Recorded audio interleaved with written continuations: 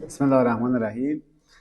بحث درس امروزمون در مورد اخذ داده های وکتوری و رستری و تبدیل اونها و همچنین داده های توصیفی است.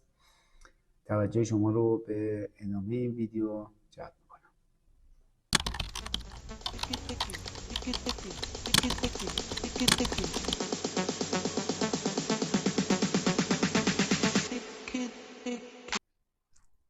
سوال نداریم؟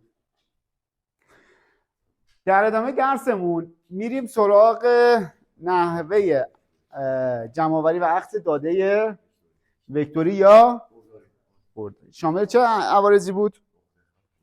نقطه، خط، پلیگون. آفرین. دو تا روش اگر خاطرتون باشه گفتیم دیگه. گفتیم ما روش‌های مستقیم داریم و روش‌های غیر مستقیم. درسته؟ برای داده های برداری روش مستقیم چی بود؟ آفرین. برای داده های رستری روش مستقیم چی بود؟ آفرین. هوایی و ماهواره‌ای. اما بچه‌ها قبل از این دوربین‌های توتال استیشن میدونید چه جوری مختصات جمع‌آوری میشد؟ یه دستگاهی بود به اسم دیستومتر. دیستومتر شنیدین؟ شنیدین اسمشو؟ چی اندازه‌گیری میکنه؟ طول رو میسنجه. چه جوری طول رو میسنجه؟ موج از زمانی که میره تا اونجا میرسه چقدر زمان داره. دیستومتر چه جوری کار میکنه؟ موج رو میفرسته، برمیگرده. بر اساس زمان رفت و برگشت و سرعت، رابطه سرعت و زمان و فاصله چیه آقای نجفی؟ آفرین. وی ضرب در تی میشه دلتا ایکس. درسته؟ یا دیستانس. خب الان توتال استیشن خودش این دیستومتر رو روش داره. ما برای اندازه‌گیری یک مختصات دو تا پارامتر نیاز داریم. یکی طول، یکی هم آفرین. زاویه رو قبلا با چی اندازه‌گیری می‌کردن؟ دقیقاً تئودولیت. می‌مدن روش یه دونه دیستومتر نصب می‌کردن، بعد محاسبات انجام می‌دادن. زاویه رو با رابطه زاویه و چیزام که بلدین دیگه، مختصات و طول و زاویه و مختصات چیه رابطه‌شون؟ فاصله در سینوس ژیزمان میشه دلتا ایکس. فاصله ضرب در کوسینوس ژیزمان میشه چی؟ این یعنی الفبای نقشه برداری. کسی بخواد بگه من سواد دارم باید بگه من الفبا رو بلدم. درسته؟ بلدم بنویسم آب، بلدم بنویسم بابا. اولین کلمه‌هایی که توی دبستان به ما یاد دادن ایناست دیگه. باید الفبای نقشه برداری بلد باشه. ایکس و ایگرگ چجوری محاسبه میشه؟ پس در گذشته ما میمدیم با استفاده از تئودولیت و فاصله یاب این اندازه‌گیری رو انجام میدادیم. اگر هم فاصله یاب نبود میمونیم از چی استفاده میکردیم؟ متر. حالا الان اومده با چی؟ با دستگاهی مثل توتال استیشن جایگزین شده و همه اینا رو اندازه‌گیری میکنه. دقتش هم حدوداً چقدر شده بچه‌ها؟ 1 میلیمتر. خب نقشه برداری زمینی یکی از در واقع فعالیت‌های بسیار گران قیمت و زمان بره، اما هنوزم بهترین راه برای اندازه‌گیری و دقیق ترین روش برای به دست آوردن چی؟ موقعیت دیگه. اینو مختصر. این که چرا هنوز داره استفاده میشه دلیل اصلیش همینه. چی؟ بالاترین دقت. شما وقتی بحث مساحت میشه الان 1 سانتی متر خطا داشته باشی در عرض 10 متر میشه چند؟ نه اصلا همون یه زمین میشه چقدر؟ 1/10 متر. درسته؟ الان یک زمین ساده در همین اسدآباد متر چنده؟ بدترین حالت میگیم 10. 1/10 میشه چقدر؟ 1 میلیون. یعنی 1 سانتی متر خطا. انقدر شما وقتی میخوای میخو بزنی ناخودآگاه اون 1 سانتی متر پیش بیاد. منشور گذاشتی وقتی دوربین به تیک میزنه تا 2 سانتی متر ما بهش اجازه میدیم دیگه، میتونیم اون رو پایینش کنیم. 2 سانتی متر 2 سانتی متر این 2 سانتی متر 4. اون یعنی خودش 4 میلیون. این منظورش چیه؟ این که دیگه های اکوریسی منظورش چیه؟ دقت بالا کجا نیازه؟ کارهای زمینی. خب و یه جای دیگه هم که استفاده میشه چیه؟ اینه که به عنوان نقاط مبنا ما استفاده میکنیم از نقاطی که به وسیله توتال استیشن اندازه گیری بشن. نقاط مبنا برای سایر اندازه گیری همون. ما الان در حال حاضر میایم از چی استفاده میکنیم بچه‌ها؟ از جی پی اس استفاده میکنیم برای اینکه ایستگاه ها رو ایجاد کنیم. اما اون جی پی اسی که ما داریم استفاده میکنیم و ایستگاه ها رو ایجاد میکنیم برای دقت بالا برای هر نقطه تقریبا باید 20 دقیقه بچه مستقر باشیم تو اون نقطه. میتونیم کمی دقتمون رو کمتر کنیم اما با توتال استیشن نقطه رو چیکار کنیم؟ انتقال بدیم. میدونین چی میگم؟ این که بیاید ایستگاه‌های درون شهر رو با استفاده از جی پی اس RTK بزنید، این چیه؟ غلطه. شما باید از جی پی اس چی استفاده کنید؟ استاتیک استفاده کنید برای اینکه ایستگاه‌های درون شهر رو ایجاد کنید. اولین مرحله در انجام هر پروژه نقشه برداری چیه؟ ایجاد شبکه مختصاتی. شما هر پروژه الان مثلا توی نقشه برداری مسیر یادتون هست چیکار میکردیم؟ 4 تا نقطه میزنیم 4 گوشه زمینمون، درسته؟ به عنوان ایستگاه بود دیگه. روی یکیشون وای میسادیم، به یکیشون توجیه میکردیم، بعد نقطه شروع قوس، نقطه انتهای قوس، رأس قوس، اینا رو چیکار می‌کردیم؟ میخ میکوبیدیم، بعد میرفتیم رو شروع قوس وای میسادیم، بعد قوس رو پیاده می‌کردیم. یادتون هست؟ اون 4 تایی که اول می‌زدیم پیمایش انجام میدادیم، اون بهش میگن شبکه مختصاتی. اون شبکه مختصاتی رو همچنان میتونیم از چی استفاده کنیم؟ توتال استیشن. اینا الفبای نقشه برداری. اینا رو باید چی باشید؟ مسلط بشید. خب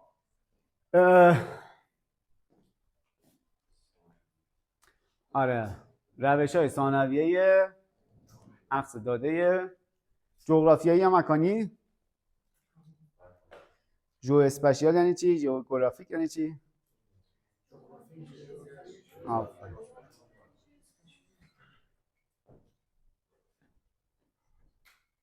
توی روش‌های ثانویه ما میاییم فایل‌های رستری یا وکتوری و دیتابیس‌هایی از نقشه و عکس‌ها و نقشه‌های چی در واقع هارد کپی. نقشه‌های هارد کپی یعنی چی؟ نقشه‌های چاپ شده. چطوری ایجاد می‌کنیم؟ با اسکن کردن.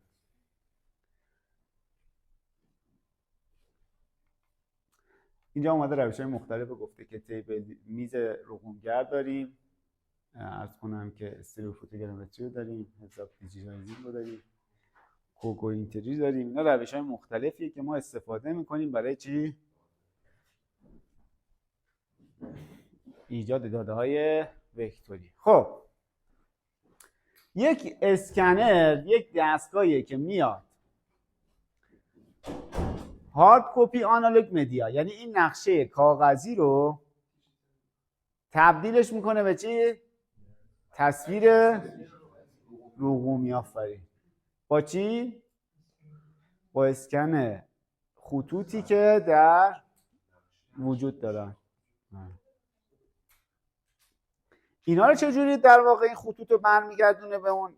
با یک سری امواجی که در واقع نمیشه، نورهایی که میتابونه و منعکس میشه از در واقع منبع ما.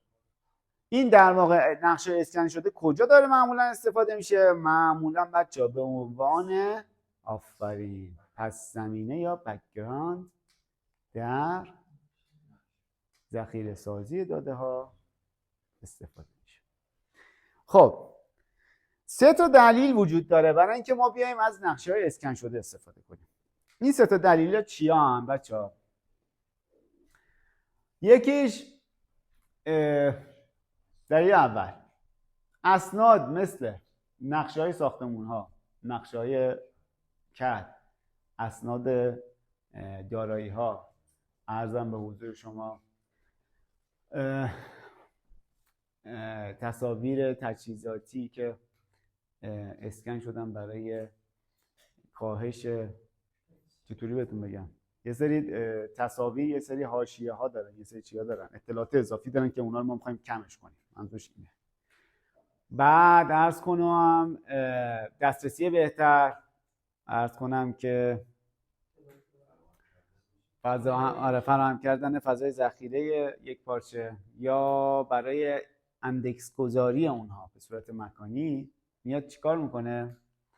از این تصاویر اسکن شده، مثلا تصاویر اسکن شده ساختمونا میتونن چی بشن بچه‌ها؟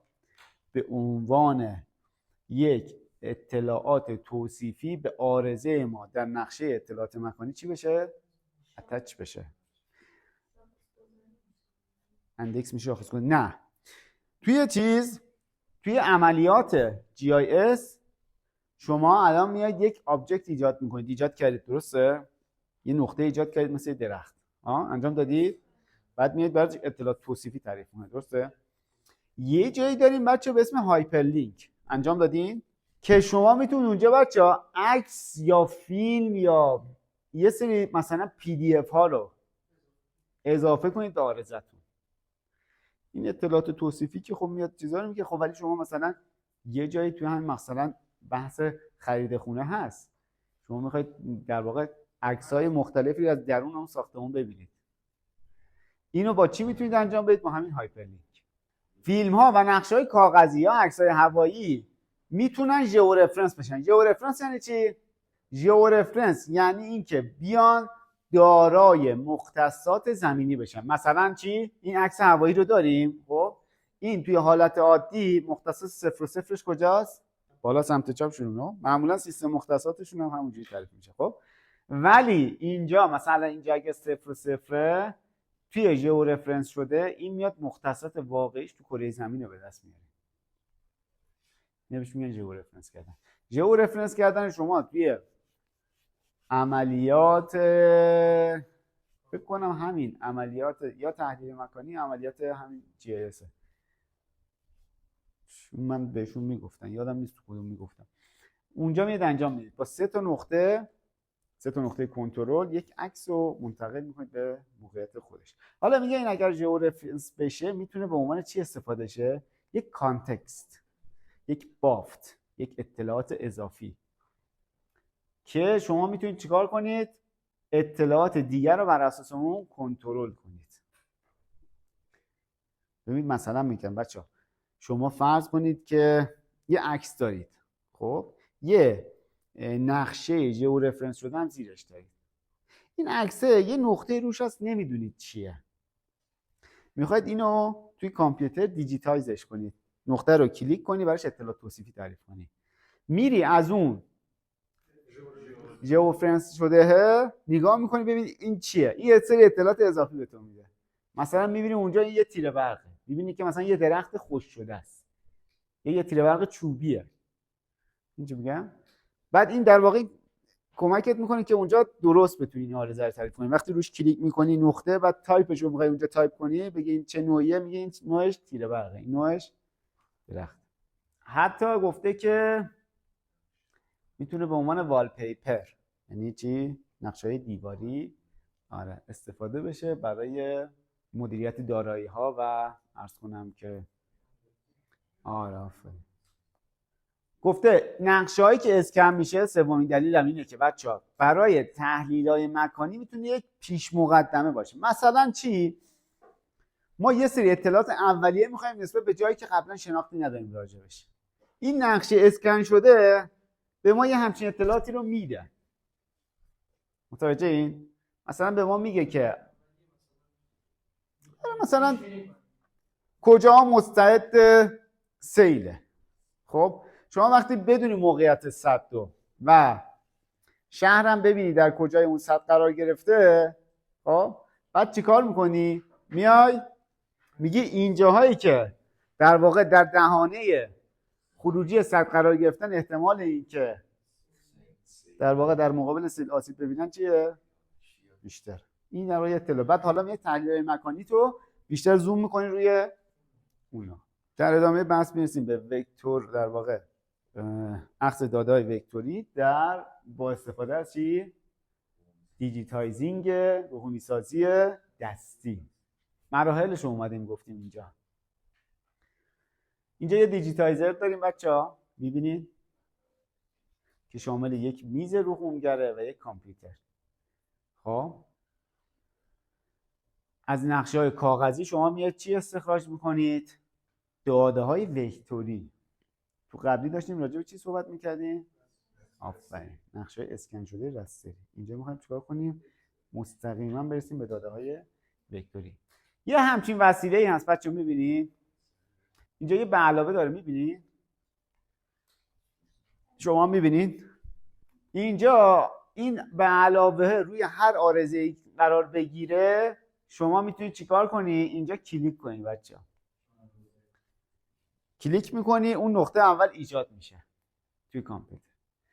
بعد میای چیکار میکنی؟ مرحله بعدیش اینه که اطلاعات توصیفی براش تعریف میکنی. حالا دیگه مثلا همون دوربین که دل نشانه روی میکنی یه جا چیز میشه. تو دوربین کد تعریف کردین که وقتی برداشت میکنی این خودش مثلا یه کدی براش بده. دیسکریپشن داریم اسمشو. آره مثلا شما چند تا دسته تعریف میکنی، میگی این از نوع خیابونه، این از نوع ساختمونه، این از نوع چیه؟ تیره برق، باری کلا ساختمونه، هر چیه. بعد یه نفرم کروکی میکشه که مثلا نقطه یک گوشه این ساختمونه، نقطه یک کروکی میکشه، میگه یک اینجای ساختمونه، دو اینجای ساختمونه، سه اینجای ساختمونه. اینجا با این موضوع شما همین تعریف میکنید. مثلا کدی تعریف میکنیم، میگیم اینی که من الان روش کلیک کردم از نوع تیریه درخته، این از نوع بیلدینگه، این از نوع تیره برقه، هر چیزی. به این کرسر میگم بچه، همون کرسر. این هم میگن چی؟ میز رقمگر. در واقع نقشه میاد روی این میزه، در مرکزش آتش میشه با چسبای چی؟ خیلی محکم.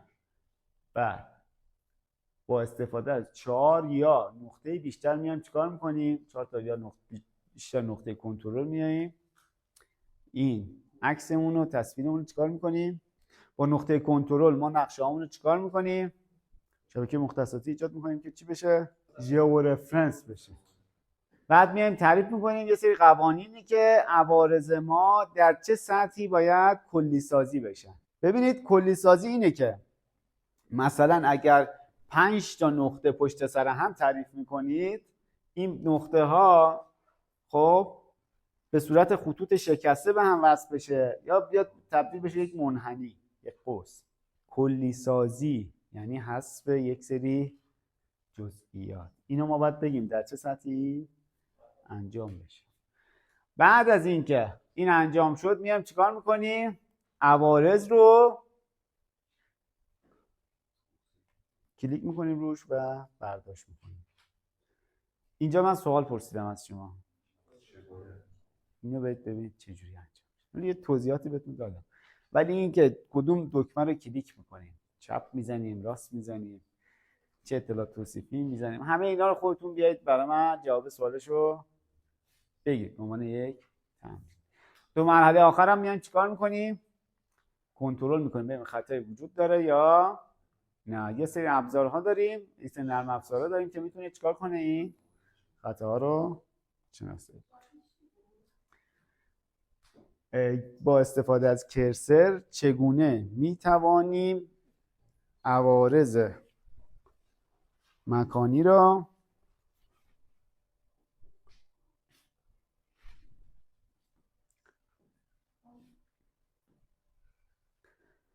برداشت کنیم یا مثلا دیگه برداشت کنیم. همین خوب.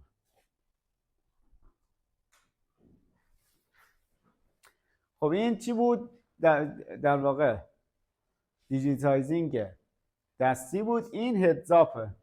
توی این در واقع روش ما داده های رستریمون رو به داده های وکتوری تبدیل میکنیم. 2 تا حالت داره.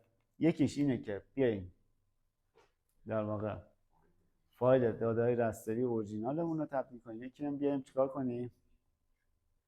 پلیگون های برداری وکتوری ایجاد کنیم. یه نرم افزارهایی هست بچه‌ها که این تصاویر اسکن شده رو بهش میدیم، بعد اون به ما خروجی چی میده؟ یه سری نقطه خط پلیگون که معمولا هم پلیگون که توش مشخص در واقع کرده که این مثلا این عوارض پیوست است. شما توی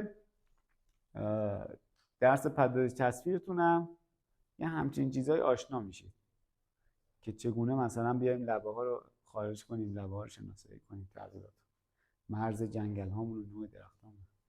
از اون در واقع مبناش از اون نرم افزار است. بعد از این در واقع تبدیل کردن ها بچه‌ها بیشتر هم چیه؟ بیشتر هم همین وکتورایزیشنه، یعنی رستر تبدیل میشه به وکتور. ما یه سری خطاها داریم که اینا رو خوب نرم افزار نمیفهمه. خب داشتیم راجع به این صحبت میکردیم که سیستم هر کاریش بکنه ما خطا رو خواهد داشت. خب بچه‌ها اینجا ببینید دو تا از خطاهای عمده‌ای که توی عرضم به حضورتون نرم افزار ممکن رخ بده، یکیش آورشوت، یکیش بهش چی میگم معادل فارسیشو؟ رد شدگی و نرسیدگی. اینا رو باید چجوری شناساییش کنیم بچه‌ها؟ دوباره با یه کمک نرم افزار دیگه. الان ArcGIS همچین قابلیتی داره. حالا اینم توی عملیات ArcGIS و عملیات فکر کنم حالا یادم نیست دقیقاً تحلیل‌های مکانی خود GIS یه بخشی داریم به اسم توپولوژی که اونجا شما میاد چیکار میکنید؟ این قواعد رو تعریف میکنید. میگید اگر آورشوتی توی این داده های من وجود داره شناسایی کن، اگر آندرشوتی وجود داره برای من شناسایی کن و اون شناسایی میکنه به شما میگه. ولی حتما وقتی داریم راسترایزیشن و وکتورایزیشن انجام میدیم حتما باید چیکار کنیم؟ حتما کنترل کنیم. یکی هم سیلور پلیگونه. سیلور پلیگون بچه ایناست، در واقع فضاهای خالی که بلا تکلیف موندن. اینجا اومده در زمان ترسیم ممکنه اینجا مثلا یه سایه افتاده باشه، مرز این ساختمون رو تغییر داده باشه و سیستم بر اساس درجه خاکستری بیاد این پیکسل‌ها رو به هم وصل کنه و متاسفانه یه قسمتی از این زمین رو از دست بده که شما بعد از در واقع میگم استفاده از این میتونید بیایید از یه نرم افزار واسط دیگه استفاده کنید که عوارضتون رو به شکل درست پیدا کنید. اینجا چند تا مثال دیگه آورده، ببینید این رد شدگیه، این نرسیدگیه و حالا مثلا دو تا تصویری که در واقع فضای مختلف اومده چی شده؟ نه، دو تا فضای مختلف رستر یا وکتور شده. بعد حالا وقتی میخوایم بیایم اینتگریتش کنیم بذاریم کنار هم دیگه میبینیم که آره نفتاد. اینا باید چی بشه دیگه؟ اینا باید هم مرز بشه، درست بشه دیگه و این خطا رو باید بیایم برطرف کنیم. یکی دیگه از در واقع روش‌های اخذ داده‌های وکتوری فوتوگرامتریه. فوتوگرامتری چیه؟ یا به استفاده از اسکنر یا عکسای دیجیتاله. ما چی داریم بچه؟ توجیه داخلی و توجیه خارجی. درسته؟ توجیه خارجی خودش دو تا مرحله داشت، توجیه مطلق و نسبی. با استفاده از این سه تا روش ما میایم چیکار میکنیم؟ مثلا میتونیم عوارض استخراج کنیم، میتونیم تصاویر قائم ارتوفوتو استخراج کنیم، میتونیم دم استخراج کنیم، میتونیم منحنی میزان یا بردار یا تصاویر سه‌بعدی. از همه اینا میتونیم چیکار کنیم؟ استفاده کنیم. کجا مناسب نیست بچه تصاویر هوایی؟ توپوگرافی ها. بعد یه سوال دارم ازتون، مشکل اصلی تصاویر فوتوگرامتری چیه؟ مشکلش عوارضیه که زیر عوارض دیگه میفته. شما وقتی از بالا داری میندازی چه اینجا باشی چه اینجا باشی، اون چی که این زیره رو نمیبینی. درسته؟ مثلا بالکن ها بچه‌ها توی ساختمون ها قابل شناسایی نیست. ما نمیتونیم مرز ساختمون ها رو با استفاده از تصاویر هوایی، ولی زمینه کشاورزی رو چرا؟ اونجاهایی که عوارضی زیر عوارض دیگه نهان میشه با استفاده از فوتوگرامتری. خب اما تو طرح تفصیلی مرز ساختمون ها برای ما مهم هست یا نیست؟ هست. چه در واقع اهمیتی داره؟ مثلا شما میخواید یه خیابون 6 متری رو تبدیل کنید به یه خیابون 8 متری. باید برآورد کنیم اگر این 6 متر قرار بشه 8 متر، شهرداری چقدر باید پول بده؟ اینجا چیکار میکنه شهرداری؟ برای همه خیابونای شهر میاد هر جا قرار طرح تفصیلی اجرا بشه یه نقشه بردار استخدام میکنه توی وقت خودش یا یه پیمانکار میگیره، اونو میفرسته سر زمین، میگه شما برو اینجا رو برداشت کن. یه حالتی داریم به اسم تطبیق طرح تفصیلی یا انطباق طرح تفصیلی با وضع موجود.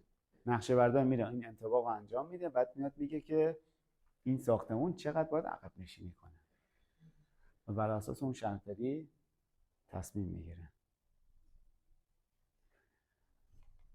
خب یکی دیگه از روش اخذ داده های وکتوری چیه؟ کوگوه. کوگو میشه چی؟ کوردینت جیومتری. کوردینت جیومتری میاد میگه ما بر اساس یک سری قواعد ریاضی بیاییم نقطه بعدیمون رو برآورد کنیم. مثلا با استفاده از ژیزمان و فاصله. شما میگی من نقطه‌ام، این نقطه مختصاتش مثلا 10 و 10.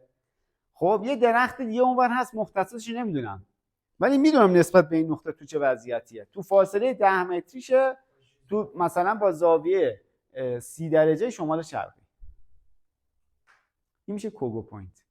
تو ArcGIS هم اینو داریم بچه‌ها که شما میگی من این نقطه‌م نسبت به این نقطه یه نقطه دیگه با این تو اتوکد و سیویل هم داشتید دیگه، حتما انجام دادید دیگه، یه نقطه دیگه با این ژیزمان و با این فاصله برای من ترسیم کن. یا مثلا میمساز زاویه، یا مثلا چی شکستگی هایی که تبدیل میشه به یک منحنی. به دست آوردن داده از یک سری منابع خارجی ها، دیتا ترانسفر. مثلا ما میتونیم چارچوبای ژئودتیکمون رو بیایم از کجا؟ از یه سری بیس مپ های مثل USGS، اوردن سوروی یا NMO بیایم به دست بیاریم، یا داده های مربوط به توپوگرافی و ارتفاع مثلا از NGA میتونیم به دست بیاریم، سازمان های در واقع نظامی به دست بیاریم. ترانسپورتیشن همون رو میتونیم از یه سری در واقع سایت ها به دست بیاریم. اینجا اومده گفته که از کجا میتونید داده های وکتوری رو دست بیارید. الان بچه‌ها شما میدونید که ما نقشه راه ها رو از کجاها میتونیم به دست بیاریم؟ نه، یکی از سایت هایی که میتونه نقشه راه و خیابونا رو به ما بده کجاست؟ اسم سایتش هست Open Street Map. سایت با استفاده از مشارکت مردم ایجاد شده. خودشون هیچ نقشه برداری استخدام نکردن بیان برن اونجا بگن آقا بیا اینو برداشت کن. با استفاده خیلی هم روش چیز داره. چرا الان مثلا ایشون بیاد روی ساختمون مثلا پدر بزرگش تو بایتمر یه خط بکشه بگه اینجا یه کوچه است. این به این راحتی چیز نمیشه، تایید نمیشه. یه سری روابط و چیز داره که بر اساس اون میاد محاسبه میکنه ایشون درست گفته یا نه، بعد تاییدش میکنه. خب بعد از اخذ داده های مکانی که خب تموم شد، الان ما گفتیم دیگه تقریبا داده های وکتوری رو گفتیم، رستری رو گفتیم، مستقیم رو گفتیم، غیر مستقیم هم گفتیم. میرسیم به اخذ داده های توصیفی. داده های توصیفی به نظر شما بچه‌ها جمع آوری اطلاعات توصیفی همزمان انجام بشه بهتره یا اینکه نه جدا انجام بشه؟ همزمان با استفاده از چند نفر. خطا رو میاره پایین‌تر. یک نفری که با دوربین قرار کار کنه قیمتش بیشتره یا یه نفری که قرار اطلاعات توصیفی جمع آوری کنه؟ ولی بچه‌ها قاعده اینه که توی بحث برداشت اطلاعات توصیفی اگر بخواد همزمان بشه تداخل ایجاد میشه. میدونین چی میگم؟ معمولا برای جمع آوری اطلاعات توصیفی یک نقشه بیسی توسط اکیپ نقشه برداری تهیه میشه، یعنی بهترین روشش اینه، مقرون به صرفته. بعد همون در واقع نقشه میره توسط تیم اطلاعات توصیفیش برداشت میشه. مثلا اونجا یه درخت برداشت شده، این الان میدونه این درخته، کنارش نوشته کی بود که میگفت نمیفهمن چیه به چیه باید زمان بذارن. نه اینا دیگه مشکل، اینا یه سری راهها وجود داره که غلبه کنه برای مشکلات.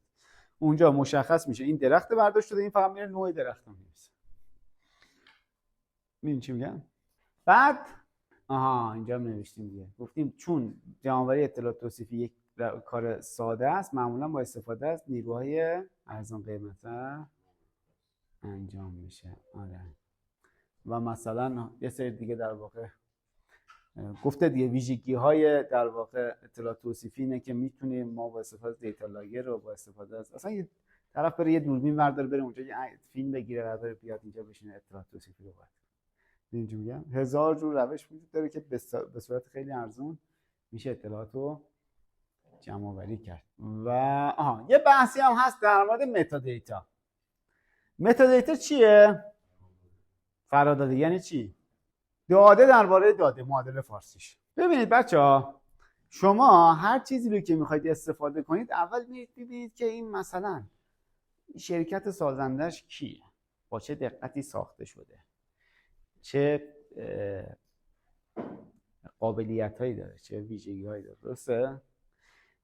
متادیتا میاد میگه که خب این اطلاعات این نقشه توسط این گروه در این سال با این تجهیزات با این دقت و متولیش هم مثلا این سازمان بوده انجام شده. مثلا سازمان نقشه‌برداری متولیش بوده، دقتشون 1 سانتی متر بوده، تجهیزات مورد استفادهشون دوربین توتال استیشن بوده، اکیپشون هم این مثلا شرکت نقشه‌برداری فلان بوده. این باعث میشه شما اطلاعات کاملی در مورد اون نقشه‌ای که تهیه شده داشته باشید. آفرین، شناسان.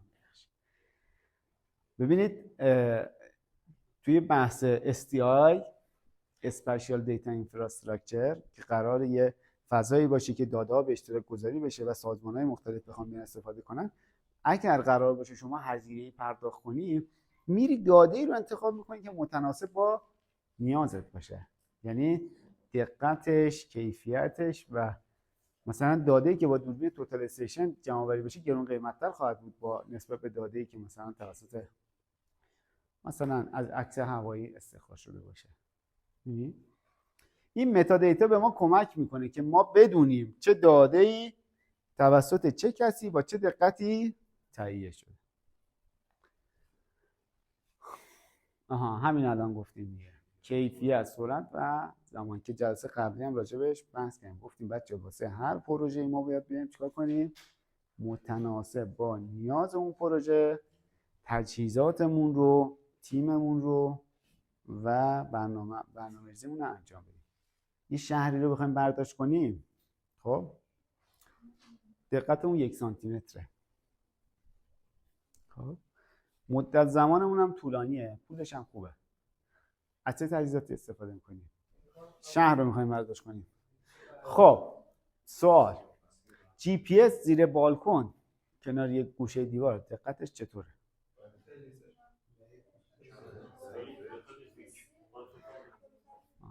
چرا پس همتون اولش گفتین جی پی اس؟ گفتم یه نقشه شهری میخوایم با دقت 1 سانتی متر.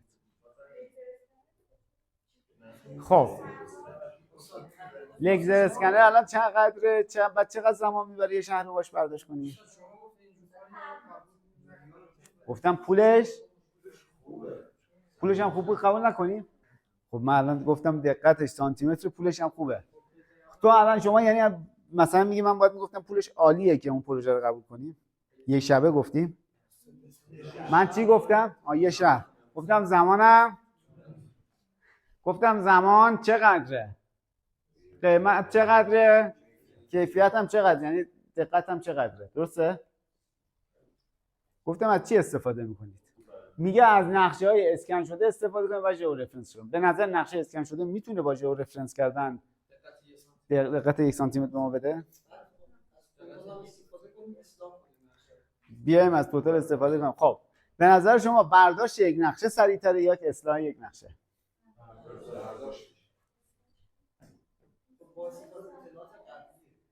چی با استفاده اطلاعات قبلی؟ این سری دیتا اولیه داریم ما خب جلوتریم اگه بخوایم بریم دوباره برداشت کنیم ولی باید بیم اصلاحش کنیم. ببین تجربه نشون داده آقای عسکری، چون نمیدونی بهت میگم دیگه، تجربه نشون داده برداشت یک داده جدیدتر آره هم سریعتره هم راحتتره نسبت به اصلاح، چون شما یه جاهایی واقعا نه تغییرش یه بحث واقعا نمیتونی تفکیک کنی، یعنی نمیتونی تشخیص بدی که این اصلاح رو کجا باید انجام بدی، اصلا نمیتونی اصلاح رو متوجه نمیشی، این دوتا انطباق پیدا نمیکنه نسبت به هم. بعد شما میخوای خطا رو پیدا کنی بری اصلاحش کنی، ها درسته؟ اصلا شاید از کجا میدونی اینجا خطا هست یا نیست؟ اصلا از کجا میدونی اینجا بالکن هست یا نیست؟ ها دونه دونه باید بری بگیری، خب اینجا بالکن هست بچه‌ها بیاید برداشت کنیم. ها حالا این برداشته رو باید بیای منطبقش کنی با اسکن شده. وقتی میخوای منطبقش کنی بازم چالش داری، به قول ایشون ممکنه تغییری به وجود اومده باشه، ممکنه اون اسکنی که انجام شده باشه مثلا یه گوشه‌ای از یه ساختمون رو مثلا یه جوری دیگه ترسیم کرده باشه، شما مثلا اینجا برید تو وضع موجود ببینید پخیه، بعد اونجا ببینید اینو مثلا نوکتیز مثلا چی کرده نمایش داده، بعد اینجا علامت سوال میشه این یعنی چی، کدومش درسته؟ این چی میگم؟ تجربه نشون داده توی نقشه ها ما از صفر اگر برداشت کنیم چیه؟ سوال دوم، یه روستایی رو میخوایم برداشت کنیم، یه روستایی رو میخوایم برداشت کنیم، نقشه طرح حادی، خب قیمتش به همون نسبت اندازه خودش یعنی متناسب، عرض کنم که دقتش هم مثلا تا 10 سانتی متر اوکیه و دیگه چی قیمت گفتیم زمانش هم مناسبه، مثلا یه زمان خوبه، جی پی اس آها پهپاد توتال. شما وقتی میخوای با جی پی اس انجام بدی به چند تا در واقع چند نفر نیاز داری؟ ایستگاه ثابت میدونید به جی پی اس یعنی یه دونه باید جی پی اس بذاریم یه جایی توی اون روستا که با اون ماهواره ارتباط برقرار کنه، بعد آلمان دیتا رو بفرسته به این جی پی اسی که آرتیکل داره حرکت میکنه تو سطحش. چند نفر نیاز داری؟ حالا ما میگیم که کروکی و اطلاعات توصیفی یه نفر، برداشت آرتیکل هم یه نفر، ایستگاه ثابت هم یعنی چند نفر؟ 3 نفر. نه ماهواره ها که داریم ولی ممکنه در بعضی از جاهای روستا کوچه های باریک داشته باشیم و اون آرتیکل ما نتونه ارتباط برقرار کنه، مثلا نزدیکی به کوه باشه. خب چرا پهپاد بهترین نیست؟ شما یک پرواز با یک پهپاد بخوای انجام بدی حداقل یه هزینه‌ای داره بچه‌ها، پولی که میخوای از اون روستا بگیری باید نسبت به اون هزینه‌ای که داری در واقع برای پرواز پهپاد انجام میدی بسن.